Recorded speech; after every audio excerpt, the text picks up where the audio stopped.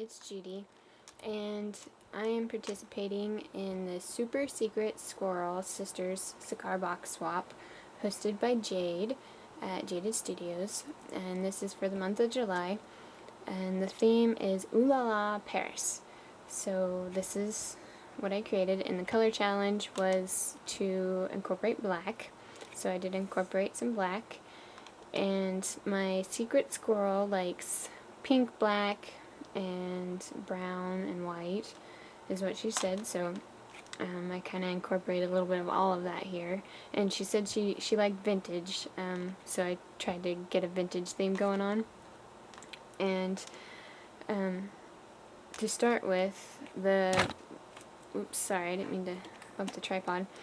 The box I originally had made the base of the box in like January of this year. I have this old cigar box, this really old cigar box, and I thought, I'll make a replica of it, it'd be fun. And I got all the chipboard together and had all the panels, so it was a box, and then the lid, which the lid wasn't attached, and I never did finish it. It just got set to the side, and I never did finish it. So I decided I would use it for this. So, and each panel is like 2 to 3 layers of chipboard. I think the top is 2 and everywhere else is 3 layers of heavyweight chipboard. So, I mean, this is like really thick. This is like, really thick. So, anyway, I covered the whole box with some craft paper. You get it on a big roll. It's, you find it in the shipping section at like Walmart or Target or something like that. And just to make a nice base, and then I've painted this box. I don't know how many times I painted it because I just wasn't liking the color. But I'll show, on my blog, I'll have the in-between steps of most of it, except I don't think I have a lot of the embellishing steps for pictures, but I will put steps and kind of explain everything I did over there. So if you want to go check out my blog, the link will be down there. So to attach the lid to the base box here, I used fabric, and this was just some fabric I had laying around, and it had gold in it. You can see it kind of shimmering, so that's part of the reason why I incorporated gold, and I really liked the pattern. And then the inside, so there's 2 layers, and they glued down to create the hinge. And I frayed the edges here to give a nice extra effect, and I painted them as well, so they'd be a different color and just kind of flow together. And this trim down here on the side, I got this at Hobby Lobby, and I really like it actually. It's perfect for this box. And then I went through and added all these pink beads. A big one and a small one all around the whole thing. I'm sorry about my lighting, it's really horrible.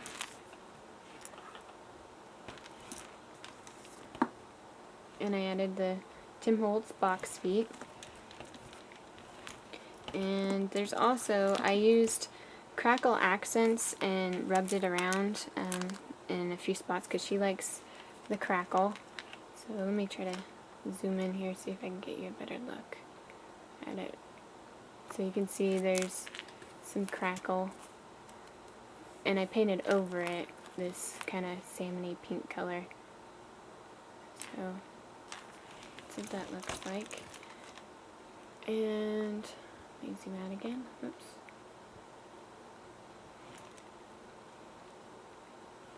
So I used a stamp that I actually got at Hobby Lobby in the wall art section, and it was this fleur-de-lis, and I used some gold, antique gold folk art paint to stamp it 3 times, and there's part of one right there. And then I went, and after I stamped that, I used my script stamp and used black StazOn and stamped as well to give it a nice layered effect. And all these images, this and these little postcards and this vintage lady, I printed off the internet just found some pictures, looked for vintage Paris postcards or vintage ladies and stuff, and found these stuff. And I distressed it all with vintage photo and some walnut stain, and distressed the edges as well. And just kind of I just kept layering and kept layering stuff, and I think it turned out really cool. I got Recollections flower here, and I'll zoom in so you can see some of the details. But there's a Recollections flower there, and the little spirally things with the stem. And I have a couple more Recollections flowers here, and some Recollections rhinestone bling, and some pearls over there. I have a Wish, a Dodge ticket, and a memo pin. And this stuff here, this picture is a wallet size photo, or wallet size, and this stuff can lift up, so she wanted to put her own picture here to display, she could do that. And down back here I have one of these little small postcards like what you see over here. So there's that. And I have all these little pearl sprays. I got these in the wedding section at Michael's. They were favor ties, and they just worked perfectly, and they were kind of straight, and I used my heat gun since this is plastic, and kind of melted them to make them curl and stuff. Thought that turned out really cute. And this right here, you might think this is ribbon, but actually it is bias tape. And this is really vintage. Like you see, like 19 cents. Yeah, like you're gonna get that for 19 cents now. This one's a little newer than that, but it's bias tape. I believe what this is actually for is for like the bottom of a dress or something. Instead of hemming it, you can use this to put like a border on it. Something like that. I asked my mom about it, but I dyed it. It was originally I think it was even a brighter pink than this right here, but I put some vintage photo down my table, sprayed some water, and soaked it up with this, and colored it and made it match a lot better. And then I just glued it down and I pleated it. I really like to do little pleats like that, just a couple little pleats. And here's a little charm that I got at Michael's. And this Eiffel Tower, this was a printed image as well, and I crackled it because I thought it gave it a nice effect. And there's a little key here. I don't know where this key came from. And some more bling. And I just stamped this with a Studio G stamp set that I have.